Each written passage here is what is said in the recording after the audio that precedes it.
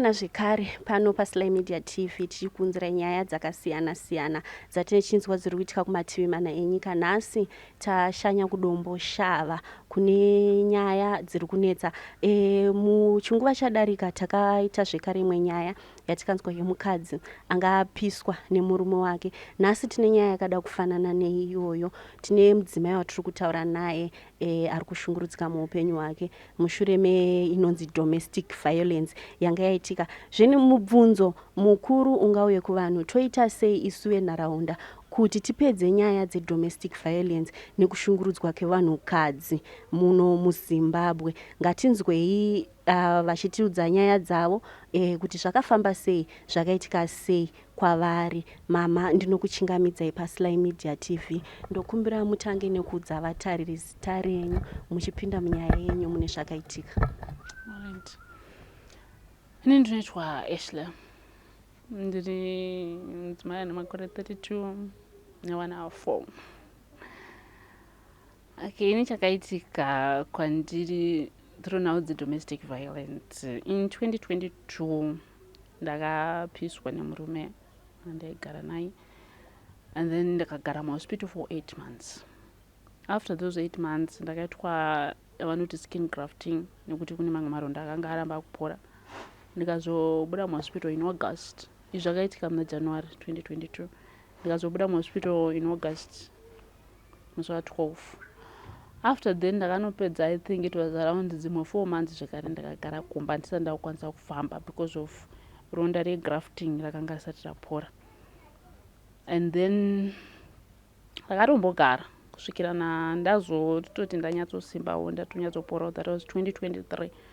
So in 2023 ndati simbeiwo nyaya dzangu dzakanga dziri kumatare, but through kuti ndaenda kudare ndichirwara ndisati ndasimba, maronda achona muzaronda rinopora kunze but mukati rinosara rine pain. And kukomita kwandaita ndichienda kukoti zvakanga zvichindistraina, zvanga zvato stressful kwandiri. So I decided kuti regai ndise ndi withdraw a case. La withdraw a case patime yachona indaisakwanisa kushanda kuti ndiritire vana vangu, and my mom vakanga vachindichengeta patime yandairwara iyo zvakanga zvaakuvaremerawo. La withdraw a case, it was for my kids and also kutoti zvisarambe zvakatsimbirira mubereki asara aindichengeta. Akatanga kuchengeta vana vese, sofa vana vangu vese vanoenda kuchikoro. Akatanga kuchengeta vana from that time, vana vachienda kuchikoro. And then here comes 2023 asati yapera.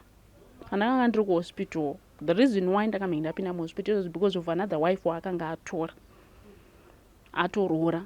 Ini kuda anga asina mvura yakati akamborora. And then in 2023 August mandati kwedu ngakuite sei ngakubviswewo. That was another condition yandakanga ndamupa pakuwithdraw case. So in August akanobvisa mari yaakabvisa. And then panapa patiri panapa, it was a house that he was supposed to build and finish it in compensation of what he did kwandiri. Izvo zvo hatina kuzvitaura zvedu kumatare nemhaka yekuti the PP aita nyaya yangu akati iyo inenge yakuoneka sebribery. Vese maonera muri kuita aina kupera. And then 2023 akunopera takatombonetsana. I think kuti January this year. Munhu wekuti kugara naye inini I wasn't that much comfortable yekuti ndirambe ndichigara naye.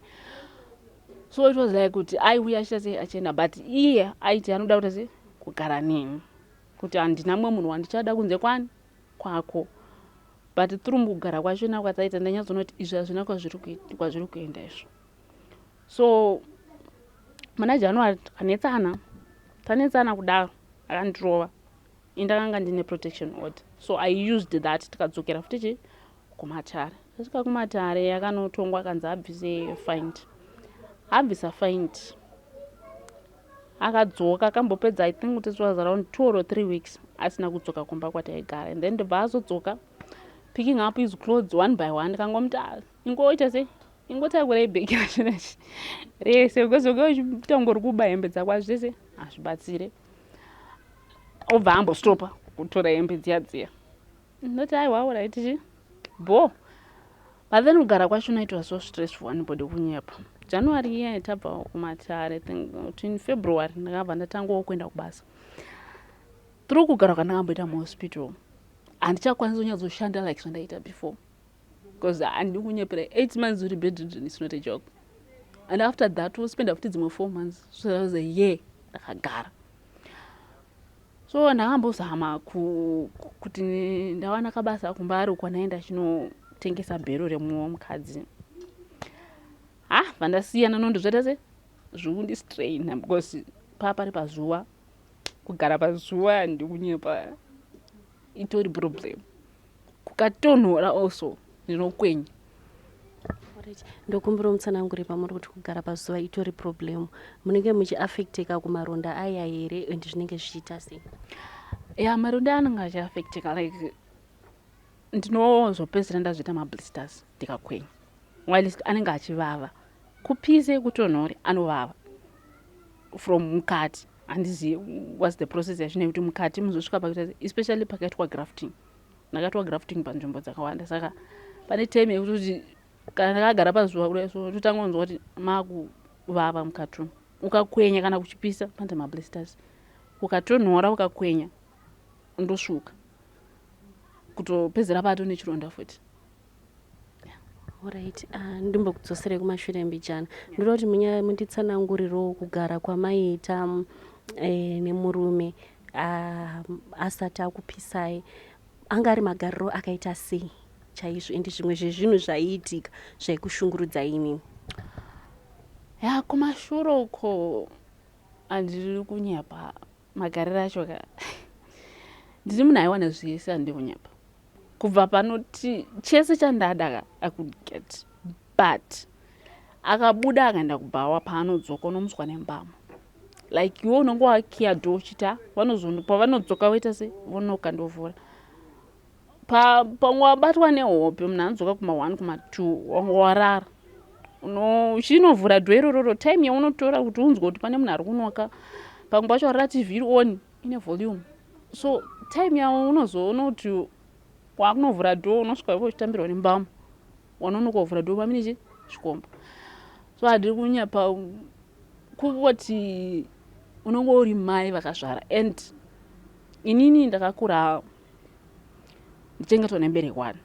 Baba wangu akafa 2004. So ndaisadawo izvozvo kuvana vangu. So ndakashingirira kusvikira vamwe vanondibvunza kuti pati usvika pakuzvara vana 4. But the truth is like ndakanga ndaita vana 2 ava vakazouya ndakazodzidziswa nemumwe mufundisi akati don't say it's a mistake, it's a blessing yawakapiwa naMwari, nekuda kuti kune vamwe vanhu vakutova vana vachiita se vachivashaya. Ndopandakatanga kuaccepta kuti these 2 kids vantori more blessed than vandakanga naplana kuti se ndiiti. So handiri kunyepa upenyu hwangu hwakaoma. Zvese unenge uchizviwana. Taitogarawo mudzimba dzinodhura mutauni. But nyaya yekurohwa iyo yange isina kumira fine. Saka vaigara vachiti pavawira pese vakadhakwa wobva wakurovai, ko pavanenge vasina kudhakwa munhu wavo wanga wakamira sei? Asina kudhakwa we were fine. Ukatoona chitofamba murodroom tatoriwo nemotikari, ukatoona totodhiraivhwa toiswa outing.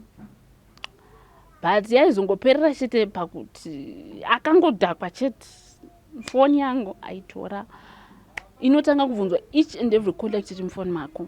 Uyu ndiani? Uyu ndiani? Hambosvika pakutombonzi mwanzvadzi yangu chikomba changu. So unhu hwake kana asina kudhakwa it was fine. Unonetsa unozvongoti vanhu magaramba munoita se munetsana.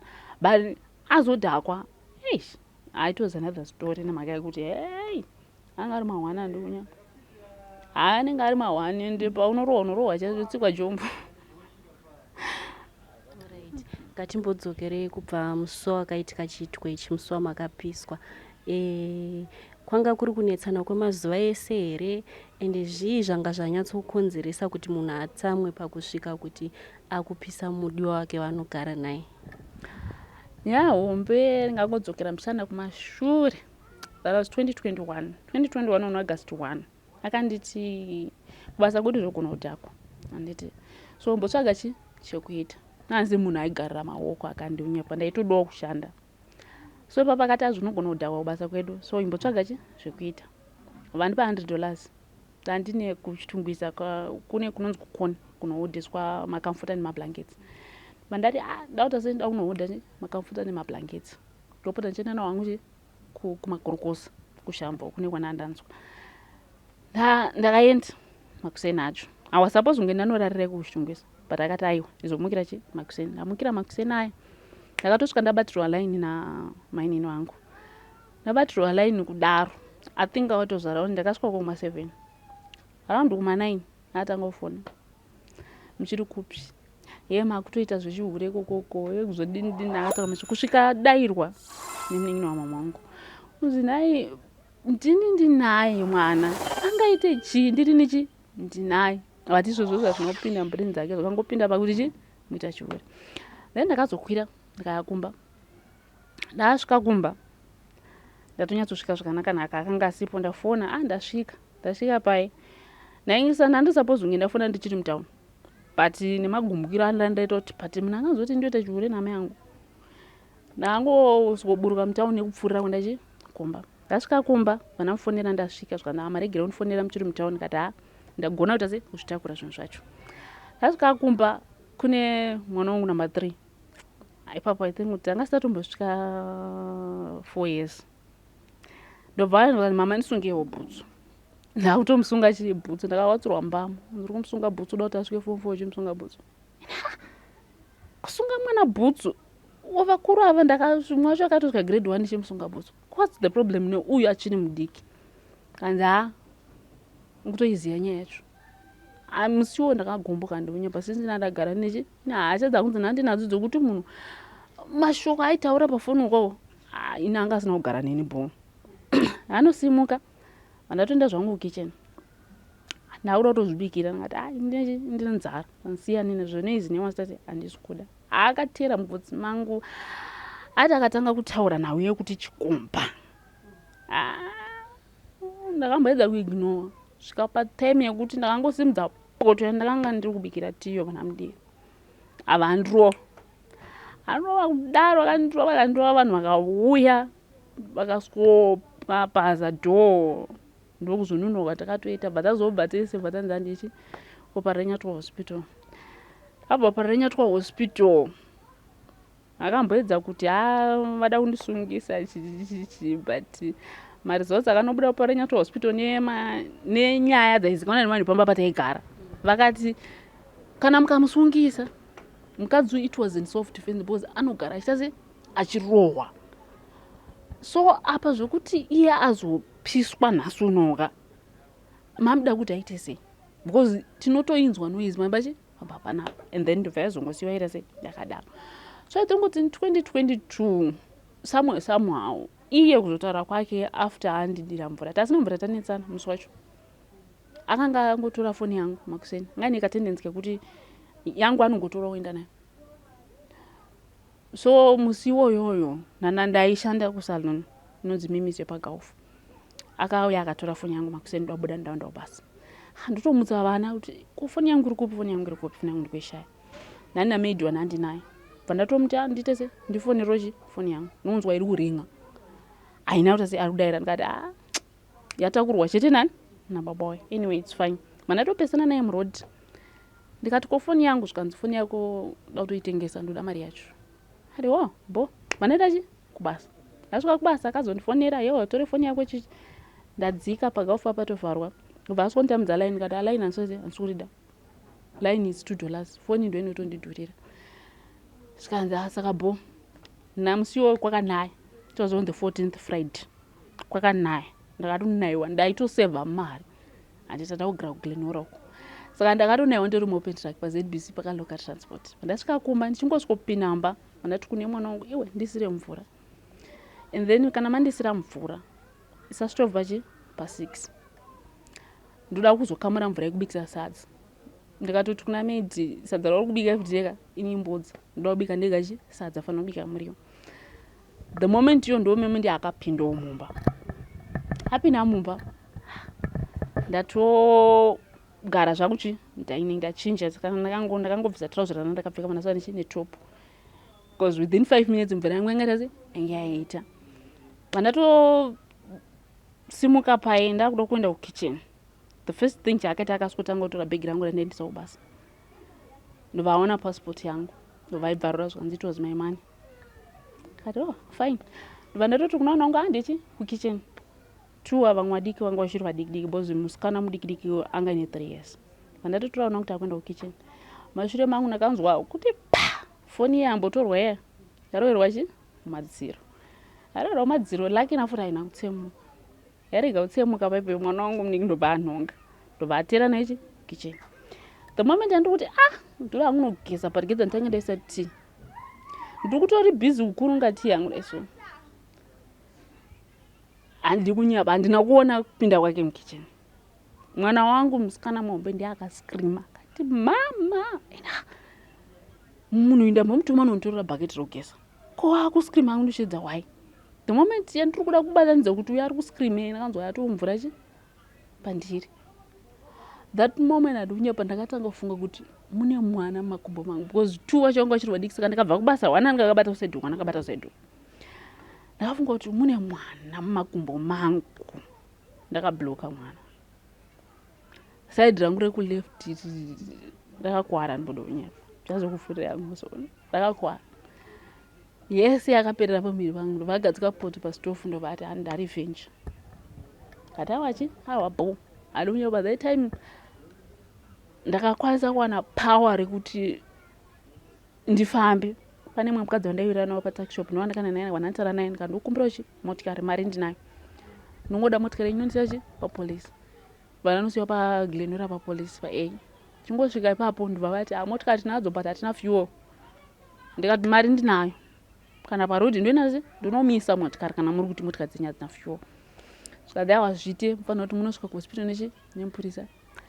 Okay fine ndobva vazobuda 1 wachona ndobva vabuda ndobva aenda kudzimba kwavo ndobva anouya nemotikari haana mati mari yefuel munayo ndikati svanzi hai motikari yandandotongotora yemunhu. Kati okay fine mari yefuel bva ndavapa vanondisiya pahospital. That was on the 14th Friday ka ndopa ndakapesana nevana vangu ndakatongoti chingosvika apa hari hospital manesi akanga aripo akabva atongoti ndakatongoendeswa kuemergency room. Zvimwe zvese vakazobvunza nekuzodini but vatombondiattend. Chinhu chavakatosvikutanga kuita vakangondibaya 2 mainjections ira vanoti amananzi pethidine ndozvo zvavakasvikutanga kuita. Mwana wangu umwe akanga ari makumbo akatsva futi akatorara in fact vese vari 4 vakazonorara vakupidzi kukliniki yevana yemabenz yepaRara hospital. Saka vese vakatsva vari 4?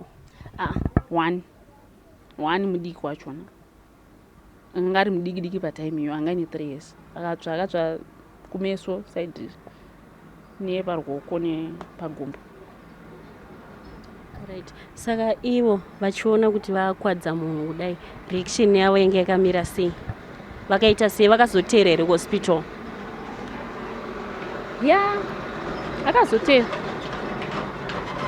I still remember ndichitoudzwawo nemamwe mapatients kunzi pana nguva yashase achidongorera apa mumwe murume akadai ndikati because maskati ndaibayiwa injection rekuti ndaikotsira kana even 6 hours because kana especially kana itori musi wekuti wapinda muwashuru unochinjwa mabhandeji vaitongoti ndichibuda imomo woita wondibaya because pain yachona hayanjuwika ndiunyapa. Saka akazotera tozosvika kutozouya ndiye nemabhandeji nechichichichi but at first ndakati menge ndatomboti ina handimuona because handidi kunyapa. Hama dzangu dzikati aiwa kana ari kuyarigarise auya atenge zvese zvekudiwa kuhospital ngaatenge because ndatoti inini hangu the reason why akazviita izvozvozvo 5 liters of water handidi kunyapa. It's not a job pamunhu and nemiri wandinawo haasi majokes because pa8 months andakagara muhospital vamwe vakafa vanguva nemapeseni mashomone kangu vakafa handidi kunyapa. Vanhu vanofa kumabhenzi utsva hunouraya you die. So inhandizivi even aiti irevenge. Iye paakatsva, it was 2 cups of hot water ndeunyepa. Although anozoti hama dzake especially dzakatoti ndowakanga watanga umupisa. But akanotsva only 13%. And there pane anonzi mapashawo handiti kozviti avanoti ndaakuita ndichikanganwa zvangu, but apa ndakabuda muhospital aiti mukandibvunza ndaiziva zvese kuti dhipi yekutsva kwebheni nekudini ukazoona kuti grafting zvinenge zvakamira sei yavanoti partial bend skin yepamusoro inenge yangosvuka ndoaakaita iye comparing nerevenge yaanozoti akaita bandiri inini or at least iye ndiye akanga atori problem. Saka alright, timbotaura mati makasiwa nevana 4 handiti. Saka vari kunyatsochengeta here vana and vana vaisumi vese vari pachinzvimbo chekuenda kuchikoro vari kuchengeta here vana nekubatsiridzawo imimi zvamuri kudiwa nazvo muupenyu? Maziva munhu wokuti munhu anenge ane mukadzi kaanenge abva munhu anenge atofuratira ndeunyapa. Though akakanda zvake katendora kachichi ukamuudza kuti mari yamandipa haikwanei akuzoti handina mari and ungapikisira kuti munhu ana mari. Like izvezvizvi kutaura kwandira kunokuka muna February, I think kuti 23 February tanga tiri kucoach maintenance with the money andoziva kuti iye anoiwana handiti I just needed mari inocover especially kuchikoro kwevana neyekuti tiwane kudyamba only. But akandoti akati mari yakerese yakawandisa until because kukota ndimbotaura naye but aenda paanoti nini mari iyoyoyoka inogona kuzondisungisa mangwana. Kati okay fine, but ukatasa ma-expenses andaisa apa ndeye kuchikoro kumba I only need $100 pavana 4 handiti zvimwe zvese I would try my means kuti ndese handikavhe. Zvikanzi aiwa yakawandisa ndokwanisa $150 pamwedzi. Ndikati okay fine hasuda zvokupikisaniwo because chandinoda ndechekuti vana vangu vasawane chinoshota kuchikoro. Tamukoti zvikanzi 150 mejazindo wachina akanga ari wakanyatsombibvunza akandiasamisa akati 150 on 4 kids. Ndikati yes I'm fine with it. Chandinoda ndechekuti kana ati ari kubhadhara zvese zvokuchikoro panidwa peni panidwa chii ngaapei. Then yanobva ati ndikuita sei ndikubhadhara. Harifenda kuti atinenge tangoenda zvedu kumakodzi but kana wazodzoka padheni zvinenge zvati 100% porareva kudai so. Kungoraramawo zvekuti as long as tichimuka toriona zuva iri rodoka tichirona toita sei but zvinhu zvakaoma zvinoda kunyepera zvakaoma. Alright, ko kune vakatarisa video izvezvi varingade kubatsira kune vamwe vanonzwa mweya wokusundwa ndezvipi zvamungati izvi neizvi ndikakwanisa kubatsirikana nazvo zvinogona kuchinja upenyu hwangu? Chinhu chandinonyanyira kubatsirwa nacho hangu handisi munhu andingati anonyanyuda rubatsiro rwake stereke, so I would rather hope kuti pakuwana munhu anokwanisa kundibatsira nebasa rekuti ndokwanisawo kuzviriritira risingazonyanyondistrainewo zvangu. Basa rakafanana neripi? Handisarudzi. Handisarudzi. Kana ndaona kuti zviri kundilaikira ndakamhenya ndichitomboita rekunotengesa bhero remunhiro ndakazongoregera pakuti zuva ndaikuwara nezuva. Saka ndakaona kuti kuidayo mari yacho but mari yacho inogona kuperera futi kuhospital. Ndadzokera ndichinoti maningi masikazi emabhenzi aya akuita sei ari kuita mablisters and so on and so on. Andikangonawo basa rekuti handisi munhu anosarudza ake pabasa ndenyu I can do humaid handisarudzi whatever that is putting money in my pocket I'm ready. Yeyo nyaya mazvinzwira vadiwa vatariri, nyaya yedomestic violence iri kunetsa muno muZimbabwe. Tingabatsira sei vanhukadzi kuti vabude muusungwa uyu nemukushungurudzwa panyaya dzakadai so idzi? Tanga tiri kuno kuDomboshava tichitaura navo mama vari kukumbiraiwo kuti dai vakwanisawo kuwana munhu anovapawo kana basa chairo rekuti vakwanise kuriritira mhuri vana 4 vavakasirwa navo. Ndinokutendai nekuti munoramba muchitifollowa muchisubscriber kuYouTube kwedu. Tinokutendai murambe makadaro. Sitandonzishorai murwera. This is wekuDomboshava TV, hakudima CV, Sly Media TV, and this sport and dream street ngazoona ndapa news ndakawandrwa nema views.